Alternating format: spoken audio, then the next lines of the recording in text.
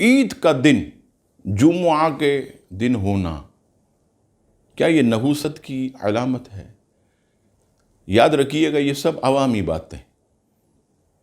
نبی پاک صلی اللہ تعالیٰ علیہ وسلم کی احادیث پڑھیں۔ عید کا دن تو آپ جانتے ہیں خوشی کا دن، اور جمعہ کے دن کو بھی عید کا دن کہا گیا۔ اب یہ کہنا کہ نحوست کی علامت، احادیث میں تو جمعہ بھی عید اور عید کا دن بھی خوشی کا دن عید، یہ تو ڈبل عید ہو گئی، یہ تو خوشی دگنی ہو جاتی۔ اور مسلمان ماشاءاللہ فجر کی نماز پڑھنے کے بعد عید کی نماز کے لیے بہترین لباس اور خوشبو کے ساتھ آتے ہیں۔ پھر اگر وہی جمعہ ہو تو پھر جمعہ کے دن دوبارہ اہتمام کرتے ہیں، تو ماشاءاللہ یہ تو بہت افضل اور برکت والی چیز ہے۔ اور قبولیت کا دن، عید کا دن بھی بخشش کا دن، اور جمعہ کا دن بھی بخشش اور نجات اور دعاؤں کی قبولیت کا دن۔